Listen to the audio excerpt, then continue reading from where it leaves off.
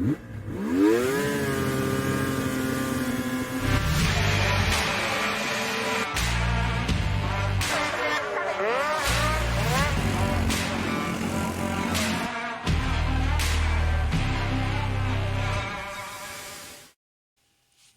everybody, and welcome to the Racer Roundup podcast. I'm Santina, back again this week with my co-host, Matt Kosc. Matt, great to have you back on the show.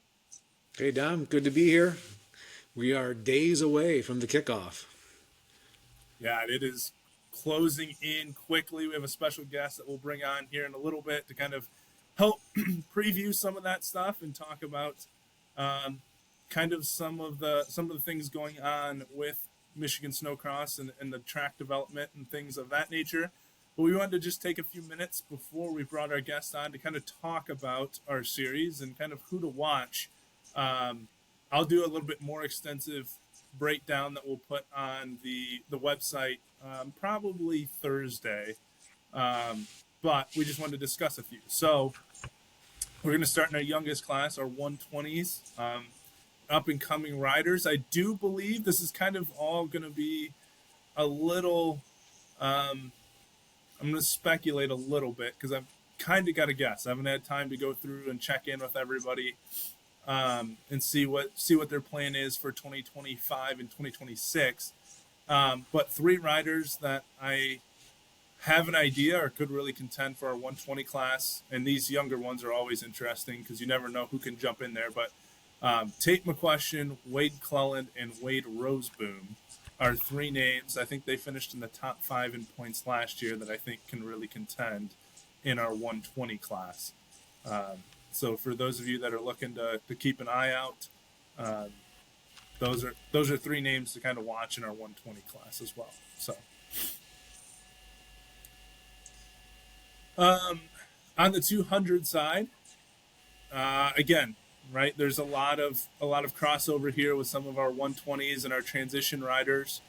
I know, Matt, I kind of get to see these guys maybe a little bit more than you do with your racing. Right. But Chase Clark, I assume, might be making the full jump, if not crossing over. If he stays in the 120 division, definitely going to be a contender to watch. He was your reigning champion last year, so he's made the jump up and was kind of running both last year. We'll see if he runs a full just 200 series or if he's going to hang on to the 120s, but definitely someone to watch in the 200s. Hunter Sterling Moran is one of the younger guys when we look at that kind of 6 to 8 division that I think maybe could be in the mix. Connor Breivik was your champion by a handful of points over Tucker Atkinson last year. It was tight battle. It was very tight. Yeah. I don't have age confirmation on everybody and where we're going to go. I know Tucker did jump up in the second half of the season and move into that 9 to 12, 200 range.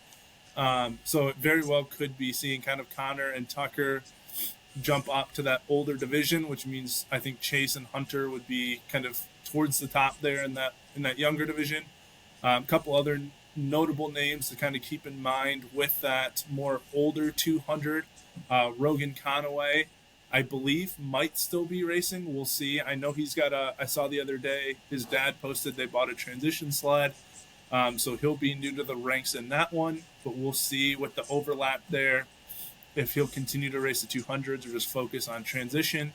I know Carmen Cleland is planning to race both. I saw her practicing on some of the snow there in Michigan in her backyard the other day. On both her 200 and her transition. So she'll be one that'll be towards the front on the 200s, and we'll see kind of how that plays out in the transition class. And then Logan Dupree is also another one to kind of keep a name on. Could be in that younger class, could be in the upper class as well. All those kind of mentioned. And then to round it out, Connor Breivik, Tess Stone, a name that we throw around here a ton. Yes. Was a champion, and she could set herself up for something very cool this weekend if she just picks up even one heat race win. Ryder Kimball, Joseph Herman, kind of names to watch as well. Again, don't know if they're going to make a jump up to a transition. Tess has rode on the transition sled, but has kind of dominated that 200 with Connor Breivik. So a couple names to watch there. Moving to kind of our transition classes, and Matt, this might be where you have a little bit more knowledge of some of these guys.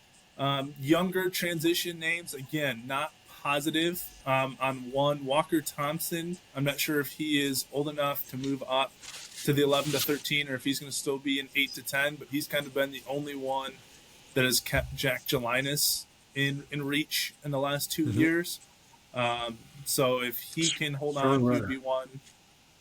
Yeah, and he really has improved. Like, I've seen some improvement in Walker, and he's had some really strong runs. It's just tough when you got a guy like Jack that you're going up against every race. So Yes. If you can't, if Walker does move up, then I would look at the names of like Caden Saborin, Rogan Conaway, Brock Wilson will be back. That'll be a huge one. I think that one is. I know we talked last year about giving him the My Snocross Media Grit Award after breaking his femur and coming back in the final round. But I think he's a rider that's set to kind of have a bounce back year this year as long as he can stay healthy. And then go ahead. In the next class of that 11 to 13, again, we got Jack, Gelinas, Mason, and then potentially Walker if he moves up. The brothers, battling brothers, and Carter Vaughn potentially, and Cameron Pickard. We can't forget about Cameron as a potential contender.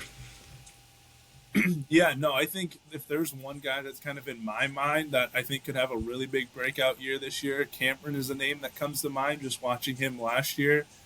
He had some really solid runs for podium positions, and I think Jackson Goike's out of that older transition class now. So that kind of opens it up. I think if Jack jumps up, he's definitely going to be the favorite. But the Thompson brothers, as we say, Cameron Pickard and Carter Vaughn, kind of names to watch there. In the women's transition, I think there's one that's really dominated, but we can talk transition and junior girls at the same time. Two girls to kind of keep your eye on. And one that's really improving. Doesn't always run transition, but runs more junior girls. Eva Gifford is always a solid run, solid entry. And then Tess is adapting. She's getting comfortable on that transition slide. I feel like it's only a matter of time before she starts really breaking through and starting to compete on a full-size slide instead of the 200. So, and then, as I mentioned, Carmen Cleland will be jumping up. So that'll be interesting to see how she fits into the transition group and see where that goes with that. With that, who's this? Yeah. You got the champion, Dylan Saborin. Yeah, Dylan Saborin, I think, might even be back-to-back champion. I don't know. I know she started out really strong. She swept Border Cup, which I think is really impressive. She picked up quite a few wins. I think she's third all-time now in my stats for wins at Northern Power, which is impressive, behind the likes of Jack Gelinas and Tess Stone. So she definitely knows how to find the top step of the box. So it's going to be a tough one to knock off. But Eva Gifford might be the best just because Tess, I still think, is getting comfortable to that full-size slide. But once she gets that figured out, she's going to be one to be not one to be messed with as well, too. This is where I get excited. We moved to kind of our afternoon slate, and I think not for once, but I think now we're really going to start to see the numbers develop. We've had some of our riders kind of rise through the ranks. I was kind of telling you, Matt, before this, I don't know if you heard me or not, but this is where I feel like for being around the sport now, going on, I think, 7 years, I feel old because some of these 14, 17 guys I saw on 200s. And so Yes. It's cool to see the growth and see them develop. But, you got the likes of Jackson Goike's moving up after dominating and really having a stellar year last year, kind of a breakout year for him in the transition. So it'll be interesting to see how he moves up. Dominic Munford is now old enough to move up into that 14 to 17 group. I'm not positive, but I feel Max and Dominic have kind of rose to the ranks together, so Max might be jumping up as well. Porter Jacklich was your champion last year for our regional circuit. Does he come back? And then Charlie Lucas aged up kind of during the middle of the year, so I expect him to be running 14 to 17. And, we might see some of these guys double back in the sport class as well in that afternoon session. So that one's going to be fun to watch, I think. Absolutely. And then now we get to your class, Matt, and I know it's been talked about quite a bit. We talked about it with Renee. Our podcast guest, we'll bring it now and tell everybody who's going to be joining us here in just a matter of moments. Steve Silvinski is the reigning champion, and he's going to join us on the podcast here once we finish our wrap up. But he's in there. Matt, you're in there. Multi-time. We got word. Multi-time. Yeah, back to back, reigning champion Steve Silvinski. That's right. We got word. Sounds like Ryan McQuestion is going to be taking a step back a little bit. Might jump in every once in a while, but going to kind of focus on Tate and kind of what's going on with him a little bit. We also got word that Tyler Oman might be in, might be out, might be racing with the pro guys a little bit. But we know that you got a couple new guys coming in. Matt, if you want to kind of talk about those two and who we can see those new faces in this. Austin Lee. Many of you guys have seen his videos. Definitely call it an ice oval guy primarily, coming in, making his way into Snocross, and then we also have the number 122 Kevin Wallenstein. I understand is coming back to now race Pro 30. Got Danny Delecky. He's always a contender for the podium. So a lot of great racing. The Pro-Am 30 Plus always brings the heat. We bring the icy hot. We bring the ibuprofen. Kind of all together. Yeah, and then we had good racing. We have those. Fun. A lot of good guys, and it seems like every year the level intensity kind of steps up a notch as more guys kind of join the circuit or come back and join in.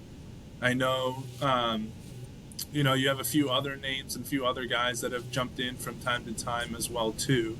So we'll see how that shakes out, but that's kind of the list or the main players there in that one. Moving into the pro class, and when I was putting this together, it didn't really dawn on me until I started kind of thinking this out a little bit, but could we have, as long as everyone stays healthy, a pretty deep pro class on the regional circuit, which we've been missing? We got Kenny Goike. We talked to Brandon 2 weeks ago. Brandon's jumping up. Could that also mean the likes of Austin Allen, Sebastian Horton jump up? They were in sport last year. Do they move up? Shade Myers came out. Hayden Myers came out. We got our Lucas Racing guys. It's always a question, kind of more this year than going in. Where's the health of Tyler after a very rough summer? But Tyler is always in the mix, and we'll kind of see how that shakes out. Does Josh Shepard make an appearance? We heard Tyler Uman's going to jump in a little bit. So I think this year, maybe more than years past, do we have some excitement and maybe a deeper and more exciting pro class than in years past? I think we will. I'm looking forward to it. I think it's going to be good.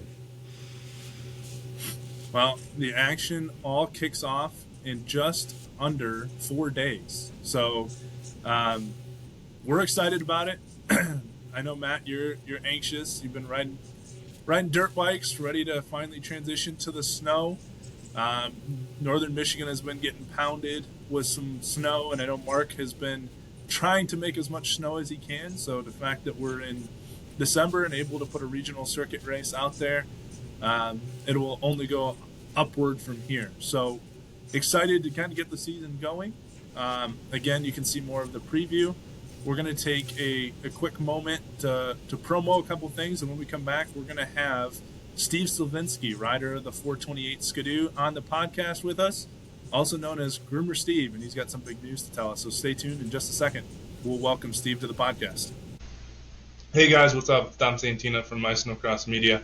Just wanted to jump on and shout out. We got a little over a week until the Snocross season is ready to go on the national scene, and we wanted to just highlight again our Snocross fantasy. If you're into fantasy football, fantasy baseball, fantasy hockey, whatever it might be, fantasy NASCAR, fantasy Supercross, very similar to our platform over at mysnocrossmedia.com.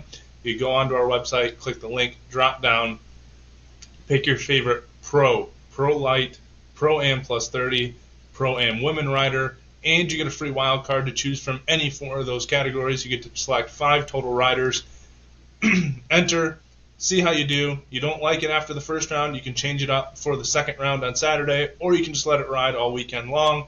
After each week, we're going to be giving away a custom designed Donks Designs sweatshirt to the winner for the most points scored. And then we're also going to be doing a My Snocross Media prize package for the overall season champion. So head on over to My Snocross Media, check it out, and we hope to see you joining in on the fun and having a fun way to follow along with the AMSOIL Championship Snocross season. Here we announced a couple weeks ago that we're adding to our overall theme of My Snocross Media by adding some fantasy games onto our mysnocrossmedia.com website. Head on over there, check it out. We have weekly fantasy Snocross for all of you that are into the fantasy sports sides. If that's not your thing though, or you want something else to follow along with, check out Pick the Podium. Go to the link, drop down, and you can pick from Pro Light, Pro Am Plus 30, or Pro Am Women, depending on what your favorite division is. Or if you want to go for the combination, select all 4. Tell us who you think is going to finish on the podium for the Pro class or the Pro Light, or as I said, all of them combined. Let us know. You can go round by round or weekend by weekend, and we'll add up the points for you and show how you're doing. We've already had a few people join. We'd love to see a lot more join, and we'll be handing out My Snocross Media award packages to the top champions of the Pick the Podium season totals. We're not going to do this one week by week, but by the end of the year, if you're the top points getter in some of the Pick the Podium categories, we'd love to give you a prize pack. So come on out so you can get some free stuff, free games, and have some fun while you're watching one of your favorite racing series in AMSOIL Championship Snocross. Regionals coming up this weekend, and just kind of I know there's going to be some changes and some help on kind of helping design some of the tracks, but regionals coming up this weekend, and you've been kind of the brain power and the muscle behind building most of the tracks at the circuit. What is kind of one of the more challenging things with building a track and keeping it for riders? The most challenging part is making sure it's soft. Breaking it up in the morning, getting all that ice broke up, and then trying to keep it soft throughout the day. That's the most difficult part of building a track. Do you do that all with the groomer, Steve, or do you sometimes bring in a dozer with the... No, do it all with the groomer. Every once in a while we'll bring the dozer in with the ripper on it, but that's very seldom. Ever since we got that new groomer, that thing's better than a dozer. It just goes. Is it really? Yeah. Okay. What makes that new one so good? The power. Okay. Basically the power and technology of it is it's built so much better than all the old groomers that have been out there in the previous years, where they can't handle the abuse. Where this new one's built so beefy, it can take more than a dozer can almost. Well, that's cool. Yeah. I know you were having fun with that thing last year, kind of a new toy. What do you like about building the tracks? Like, is it the creative part? Is it being able to see these riders hit jumps? Like, what is fun or what is cool about building the tracks for you? I just love building random stuff, and I love seeing what other riders can do with the stuff that I build. And like, I build something, and it's like, I wonder if someone can do this.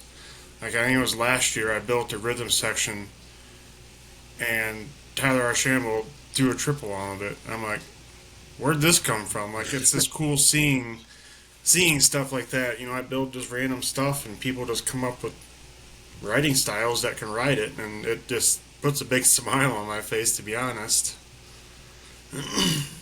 I'm sure it helps that, I mean, you're a rider racer as well, so you have Yeah, a and that's really I think different that's what perspective helps than a me. lot of people. Yeah, I think that's what helps me build the tracks is me being a racer. I know what the sleds can and can't do, what's easy on the body, what's hard on it, what's going to hurt somebody, what's not. I mean, there's a lot that goes into it that I have to think about when I'm in the groomer. But I don't know. I enjoy it. I've been doing it since 2009, I believe, building tracks. How'd you get started? Um, I used to work for J&N Construction, and Johnny Shawinski Yeah. used to do it. Yeah, he dealt with So- Michigan, the Gaylord National.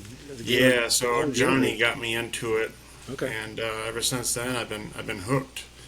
I went to my first national race at the Gaylord Fairgrounds probably when I was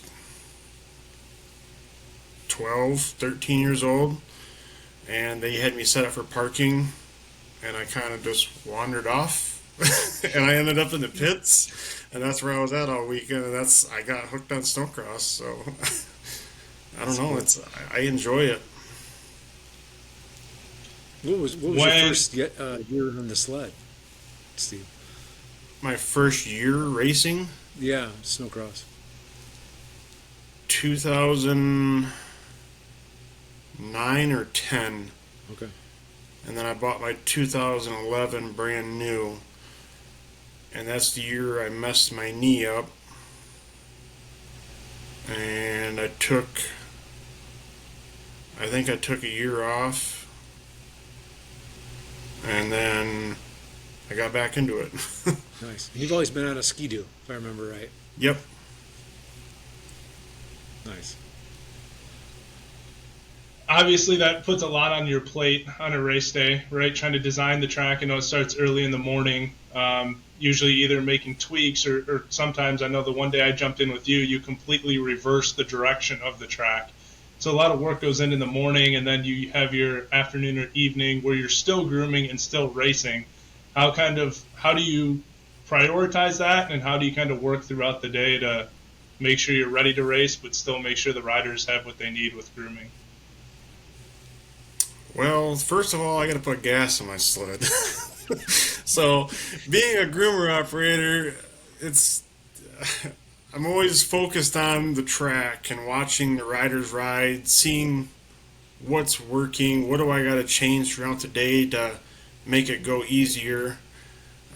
Also, getting myself ready, making sure I got gas in my sled, which I did after that one time, so I got grief about it quite a bit. Really, is just watching the riders race the track and then going from there, seeing what's got to be changed. Listening to people. I have people come up to me, hey, what do you think about doing this and changing this up? You know, and we talk about it, and it works. If it don't, it don't. Sometimes people come up with crazy ideas, and I'm like, nah, that really ain't gonna work. But it's a thought that counts. So, yeah. I'm sure it's kind of a fine balance, like you said, of where some people actually have some maybe really good ideas that you try to work in, but then, like you said, sometimes it's just that can't work or that won't work. What's one of the more kind of crazier ideas you've thought of or heard of, kind of suggested to you to put into the track?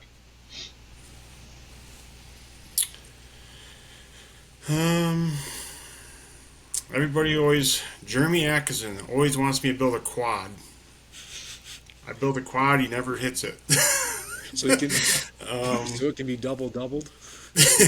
Yeah, so I guess I can't really remember any crazy out of the box ideas. I did listen. I think it was Brandon Martinson said he wanted a camelback. Yeah. I'm gonna make You're that gonna get happen. one of those? I'm gonna make it happen. All right. That's what I listen. You know, I listen to you guys. So I don't build the tracks just for me. I build them for everybody. So I know one thing that Renee kind of mentioned, and I think she mentioned it on Carbide, but um, they're going to kind of use Tyler, use Kenny, use some of the pros to kind of help with that track design. How helpful is that for you? I know you and Mark kind of, for the most part, come up with the track ideas, but at some point it probably gets pretty tedious trying to make things different. How nice is it going to be to kind of have some different ideas in the mix to kind of help you with some track designs? It's going to be helpful. I do run out of ideas, so it's like in the morning, like I build something, and no one's there yet. So I'll build something. I'm like, no, I'm going to tear this down. I don't like it. It's just not going to work. And then I try and build something different. No, I'm gonna go back to the other design. So it's like, it's nice having other ideas and having other people help me design the track, because being one person doing it this many years that I've been doing it, yes, I have a ton of designs I love to do, and it works out. But it's also nice having other people's support and helping with the designs, and not just me doing it. So when you start, Steve, I think most people know you're up early, but exactly when you start to build a track in the morning, what does that timeline kind of look like? When do you get into the groomer in the morning, and how long does it kind of take you to build a track so that way we can get racing each race day? I'm up at 4:30, um, and then by the time I get to the groomer barn, being at the regionals, I stay right at the racetrack in my camper. So I'm up at 4:30. By the time I get going and get in the groomer, it's about 5:15. I go over there, grease it, go through it, do my daily checks on it, and then I get on the track about 5:30 ish, and it's basically roll the track one way, roll it back the other way, push the corners up, push them back, and for how much snow Mark has been making last year was when we had that massive freaking track. Mm-hmm. That was I can't thank Mark for all the snow that he makes, but I always want more, because that's more ideas I can come up with, and terrain I can build a hill, like we're kind of on a ski hill almost.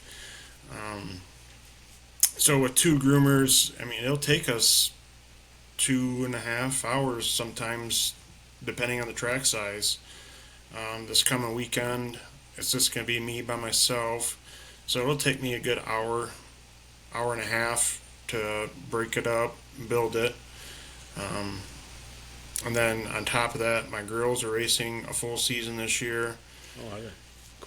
So it's hurry up, get the track built, and hurry up and get them going in the morning time. So I have a chaotic day, and I go along with a smile on my face, and I don't know how I do it. My wife asked me, I don't know how you do it. I'm like, I don't know either. I just go. It's just, That's a it's long my day, life. Steve. What's that? That's a long day. It is. And then, yeah, like I'm the first one awake in the morning, and normally the last one to sleep. So I don't know how I do it. I just do it. So, Well, we're thankful that you do, because yes. that takes a Yes. lot of commitment to make that happen. And it's awesome. It is, yeah. Everybody loves me for what I do, and I can't thank everyone enough for it. So Matt and I were talking about this. We saw the Snowmobile Racing Network post the other day. So is that a for sure thing? Is that something you're working on? Is that something you can talk about, or is it what's up with that deal? It's a go. It's a go. It's a go. All right. I'm back. Groomer Steve is back at the Nationals, and I'm very excited about it. There's been a lot of people have been fighting for me back and wanting me back. The past couple years, people text me, when are you coming back? And then when I'm in Duluth, everyone's like, oh, you're here to groom. No, sorry. Like, so there's a lot of people that miss me, and it makes me feel good that people miss me for the work that I do on a track and making it safe and fun for the riders. So that's a big thing for me, is just making the tracks fun and making people happy and smile, So that's what makes me happy and warm inside, I guess. Oh, that's great. I'm sure it'll be welcome back with open arms. That's awesome. Yeah. And that, I mean, in a way, right? I mean, obviously at nationals it's a little bit different here, but that's kind of like a good sign for our riders because they know what you're capable of. Obviously, there's more than one groomer operator there at nationals, but they know kind of your style, your tendencies. You can kind of, with what you can, do some of that same stuff I know you've tried to do at Northern Power before, but kind of having you on both circuits, they have a little bit from familiarity with how you work and how you build tracks and things of that nature too. Yeah. Yep. Yeah, awesome. I know Matt's really excited, or was really excited to see that. Happy for you. But that also talking about kind of chaos and those things. That's going to be an even busier winter for you then. Yeah, a very busy winter, and I'm thankful that my wife is on board with it and let me do it again. This is how I met her, and ever since then she's been on board with it. I know I took the past 4 years off from nationals grooming, and I'm happy to be back. I'm happy that Mark has kept me around. Me and Mark get along great. He loves having me around.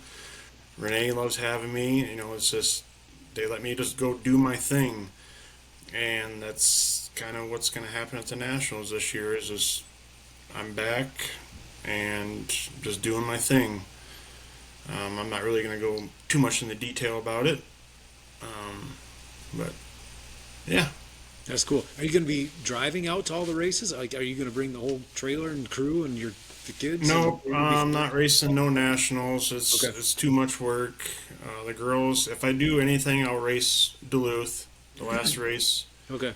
As long as you don't beat me and I don't qualify, And, I think you're pretty safe there, Steve. I think you'll be just fine. yeah, so I'm gonna try and race Duluth if I can, but I'm gonna drive to Ironwood, and then all the other races I'm gonna fly to.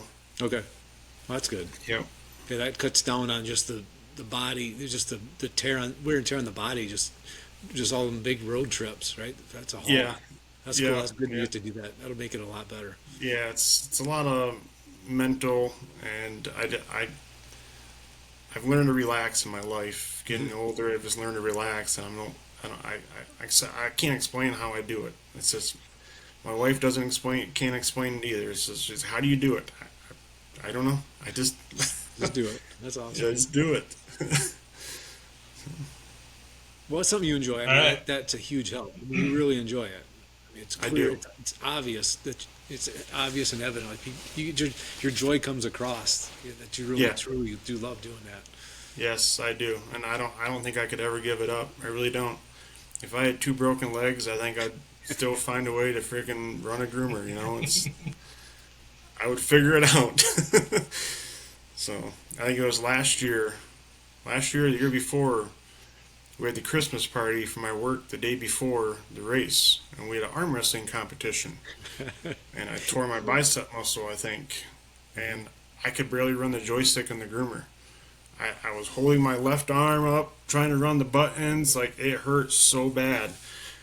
And I didn't think I was going to be able to race, but I get on the start line, the adrenaline kicks in, don't even feel it.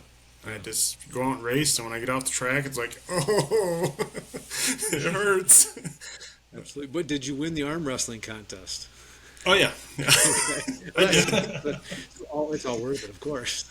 Yep. What is one of the tracks or designs that you're kind of most proud of making? Is there a track that stands out from all the ones that you made in time that you think like, yeah, this one was really cool, or one of my favorite tracks you put together? For nationals or regionals? Either or, whatever one.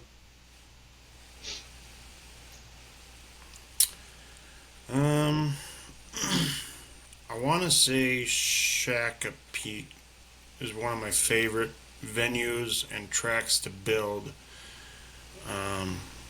Back when I was doing it, they made so much snow, and I can build some wicked jumps there and some deep holes.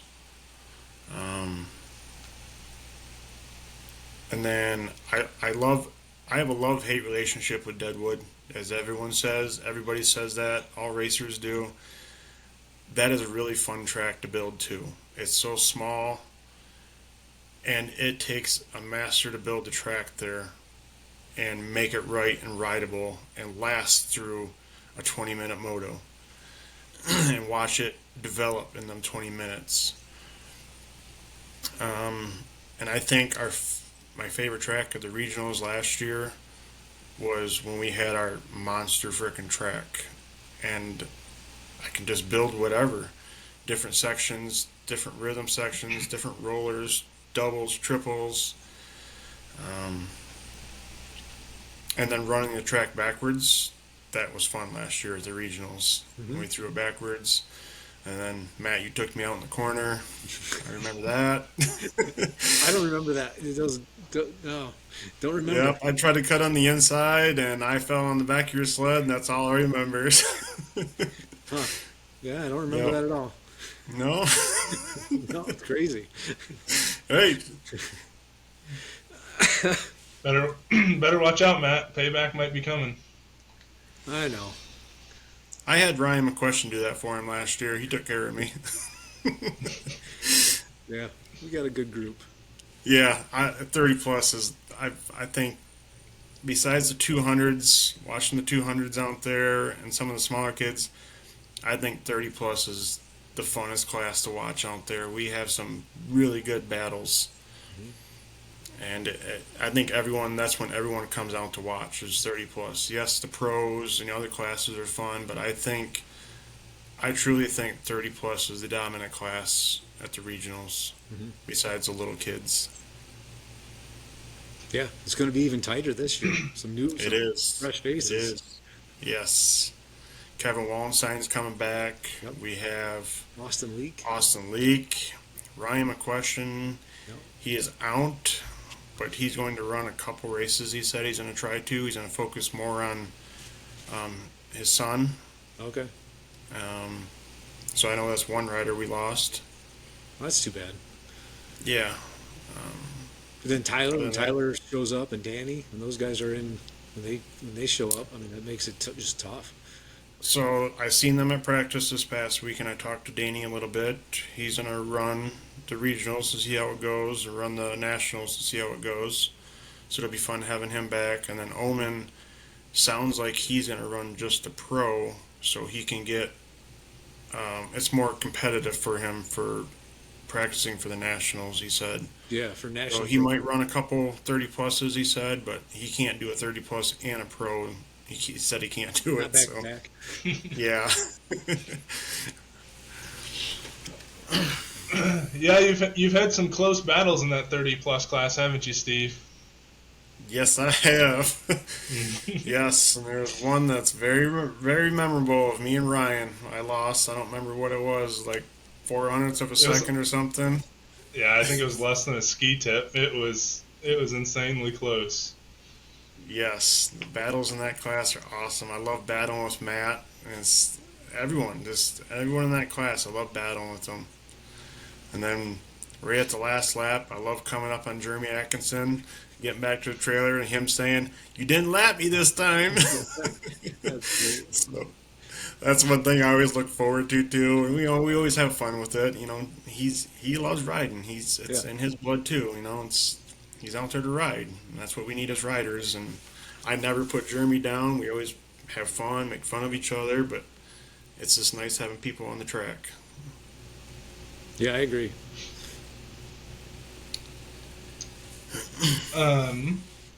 Steve, I was just looking for it here. A couple fun questions for you. Now that we hit you with some harder ones, if you could build or race a snowcross race anywhere, where would you want it to be?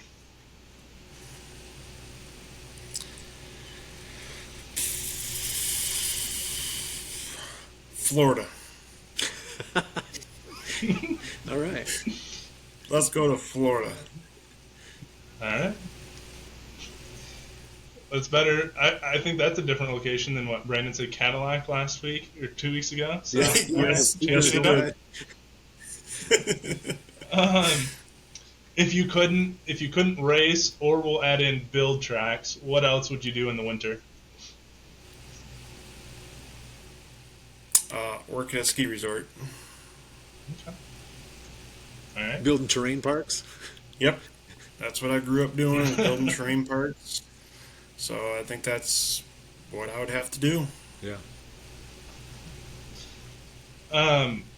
What is, kind of going back to the out of the box kind of ideas and thoughts, what is something that you think would be really, really cool to try to incorporate into a race?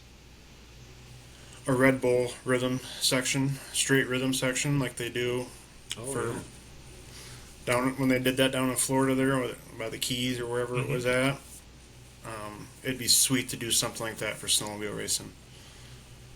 Just a straight section and build something gnarly and side by side. I think that would be, I've always wanted to do that, and I want to talk to Mark and Renee about doing that one time as a fun thing to do and see how many people show up and do it. I think that would be really cool to do. And definitely would be something different, something that's never been tried or done before. So definitely could be a possibility.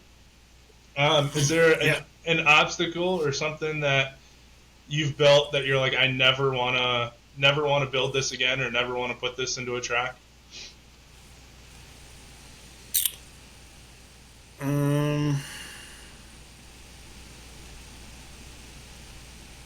I don't think I have. The only thing that I guess I don't want to say I'm not proud of, but when I was in Shakopee, Minnesota, when Carson Allred got hurt, I told him, that is not a triple at the finish line. Don't hit it.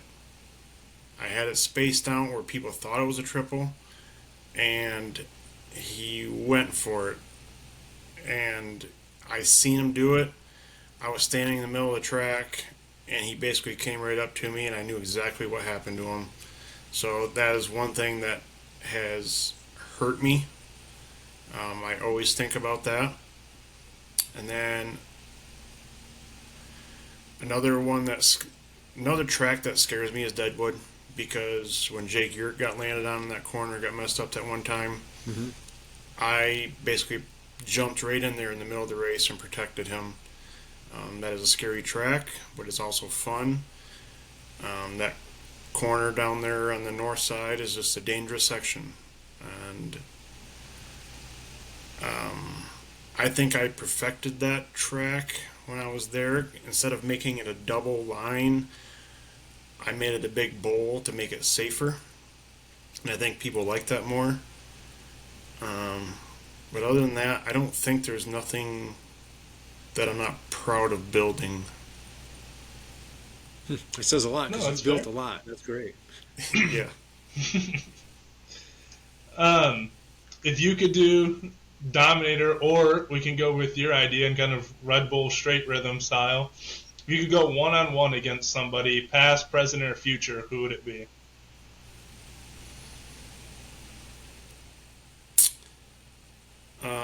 My boy Cody Cam.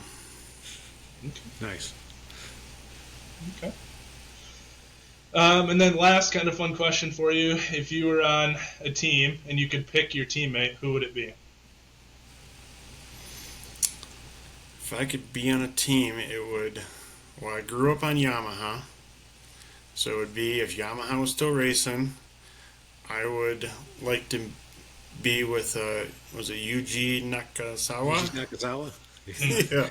There you go. That's a throwback. That's All awesome. right. You saw him in Gaylord, right? Yeah. When they had the Yep. big blue hauler. That was Yep. incredible. That Those four days are stroke incredible. was freaking wicked. Yeah.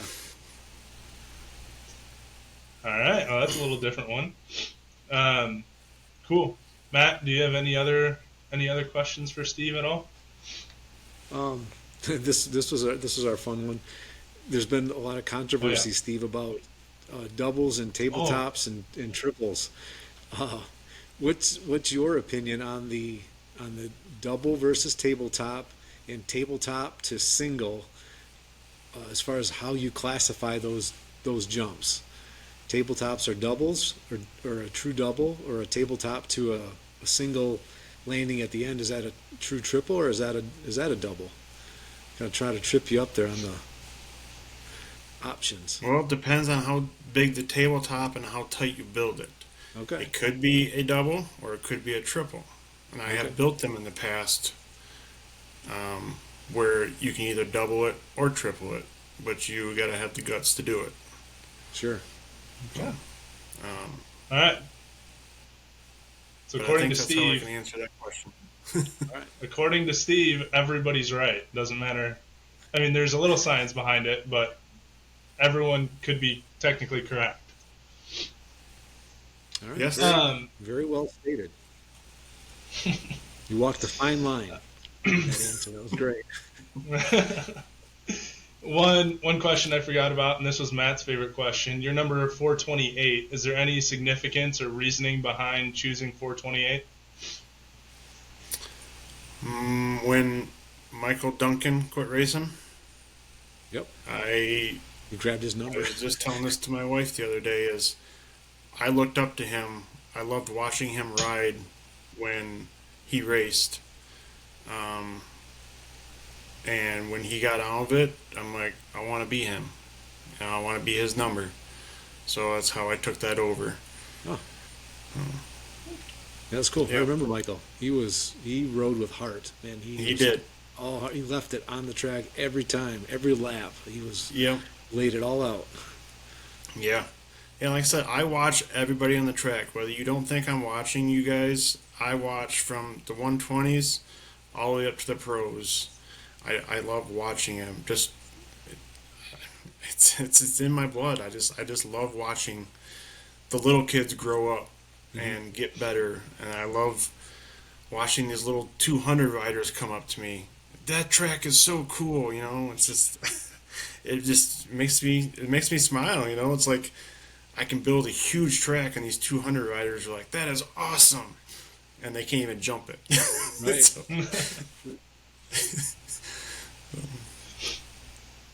Yeah, for those that don't know, I was going to mention this earlier. I think last year with the snow and the track that you built, Steve, I think our pros, I don't remember the exact number, but I think they were in the upper 40-second range lap times, and they were hauling around the track. It was that big of a track. It might have even been in the 50-second range. Like, it was just a Goliath of a track. yeah, I had Mark go around the track with his sled, and I think it was just under a half a mile. I think it was just under a half a mile, or half a mile on the dot almost. Yeah, that was crazy, and it was deep too. Like it was a very deep track too. It wasn't like we just spread that snow out to make that distance. It had a very strong base to it. Yeah. So speaking of that too, is what's cool is what they're doing this year is how we're running us big guys on Saturday. And they're running the small kids Sunday. When we did that one time last year, where I built it for all of us advanced riders, that was fun. The Friday Night Pro Show, steep and That deep. was- I love that. yes. That was my favorite track of the That season. was fun. Yeah. That was a fun track, and I'm glad I could do that because I guess being in my tracks, my feet, it's hard building a track for little kids and for the more advanced, bigger kids. So that's another thing that I got to think about when I'm building a track is how can I make it fun for us bigger guys and fun for the smaller guys and not changing the whole track throughout the day.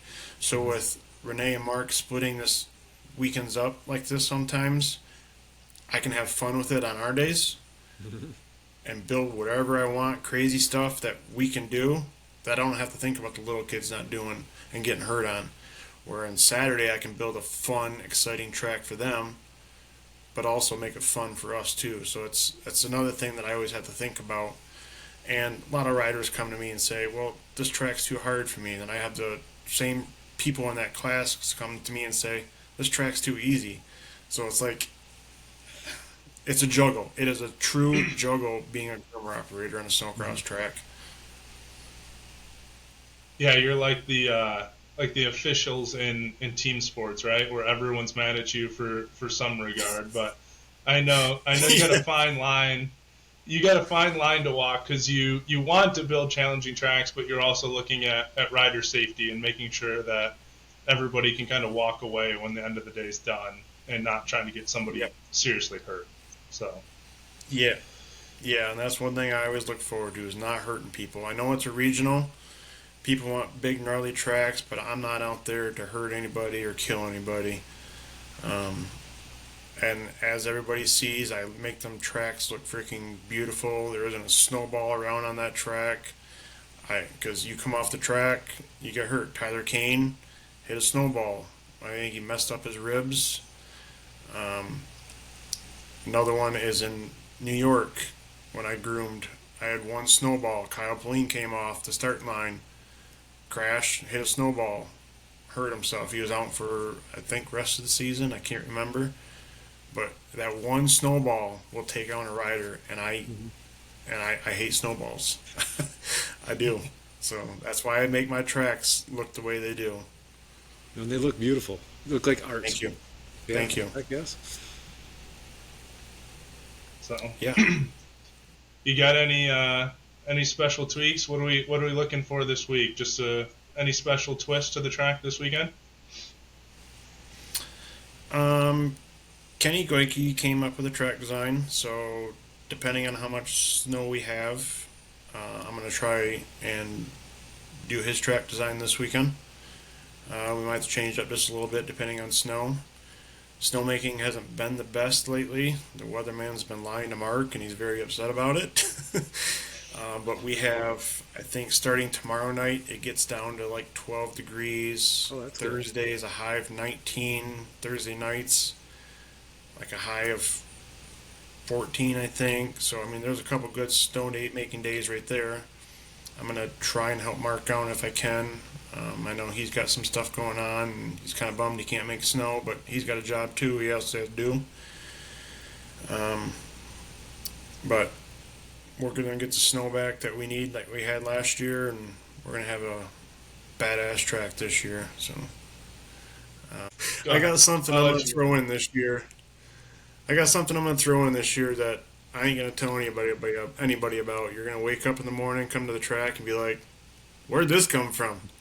But I wanted to do it last year, just I never found the time to do it, so I'm going to do it this year.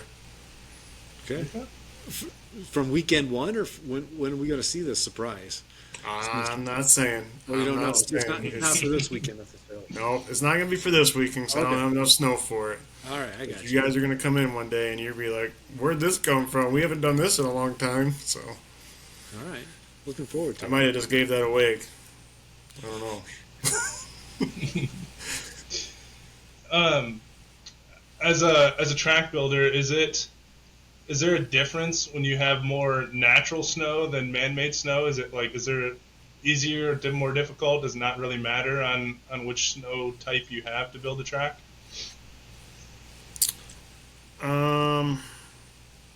Not really, because there's so much man-made snow. So every foot of natural snow you get, you pack that down, it's only an inch.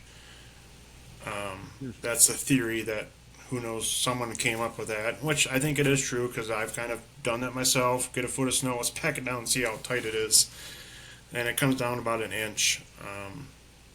But it does help out with the track not freezing as hard.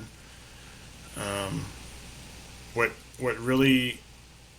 really sucks is I showed Mark this weekend is he makes snow and it's really wet snow.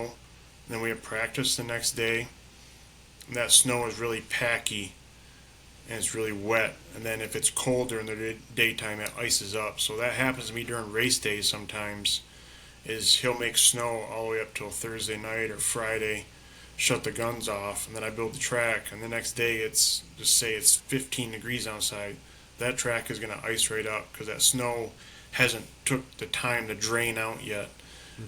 So when you make snow, I like to push it around, kind of air it out, dry it out, or you just let the piles sit for a couple days, let the water just kind of soak down through them, and then it's nice pushing.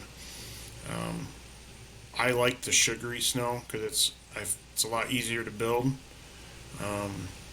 That packy snow, when we get towards the end of the season, when it gets warm, it takes me another lap or two around the track on the groomer to either break up a snowball or fill in a hole that I can't get filled in because the snow's so packy, it doesn't want to fill in the hole. It just keeps riding and riding. It's a struggle, but it's something that I've learned to deal with, and I got to get better at. How's the Braidwood groomer? Is that thing decent? That's Mark's new baby. Yeah. That's his groomer. Okay. That is actually the first groomer I ever learned how to run. Is a 2000 That exact groomer or that model? That model of a groomer. Okay. So that's a 2000. I think that one's a 2002 or a 2000. So when I first started running groomer, that was the first groomer I learned in. So we got to get it ready yet. He wants to buff it out, and there's a couple of minor fixes to do to it. But I can't wait to get my hands on it and run it if Mark lets me. That's cool. That's kind of a cream puff groomer, right? I mean, Doug took really good care of that thing. Yes, that is very, very nice groomer. Once we buff that thing out and get her shined up, it's gonna be a nice groomer to have. All right, I love running old stuff. If it's taken care of, Yeah. I love running it. But cool. if it's a pile of junk, I don't want to. I don't want it. No, But it's sweet walking into the bar and seeing 3 groomers in there, thinking, I'm like, yeah. am I at a ski resort or where am I at? You know, yeah, heck yes, that's amazing. it's awesome. Mark is. I don't know. I can't explain how Mark is. Mark is awesome. He's like a dad to not just me, but everybody. And I thank Mark every day. You know, for him to do this to this facility, build us this. It's I don't think people can thank him enough. You know, he keeps it going. You know, Renee is also a background of it. You know, she does so much. And then all the other ops guys, you got Chad, and Chad don't do much. He just rides a snowmobile around. I hope he hears this too. But Chad's awesome. Chad's a big medical supporter on the track, you know, as having that background. It's nice having someone there where if EMS can't get to him that fast, where Chad's there, you know, starting the process. And then just all the other flaggers, you know, we get new flaggers all the time, and they got to learn. And it's nice having LT there and Doug. You know, they're legends in the snowcross world, so they know everything what's going on. They're a big help. So everything that goes on around there is Mark has built a fantastic crew and a great facility. You know, and him and I always talk about how to make it better and what can we do. Cool. All right. Well, that's all I got for you, Steve. Matt, do you have anything else for Steve? I'm good. New sled? Same sled? What are you running this year? I'm still going to run the old 2020. Okay, I was thinking maybe that was going to be a new surprise. You're coming with a fresh 26 or something. No, I wanted to this year, but I think I'm going to rock the old 2020 on again. I did some more work to it this year, so Did you? Okay. it's Twin still a pipes. strong running sled, and she's still straight as an arrow. So good. it's been a good sled to me, so I can't give it up. Okay. See if we can get some red paint on that thing. Yeah, it's still got that green paint on there from that other cat, so I ain't taking it off. Oh, that's good. Yeah. Cool. Well, Steve, we appreciate you jumping on here, taking some time, giving us a background not only on your racing, but also more on the track design and kind of going what goes into that. And I know Matt said it already, but all of us thank you on the regional circuit. I know there's going to be a lot of people that are going to be very thankful for what you do on the national circuit this year as well, too. So, Yeah, no, thank you guys very much. This has been a long time coming that I've wanted to do this and talk about it. So I really appreciate you guys getting me on. Yeah, thanks for coming on, Steve. It's been great. Yeah,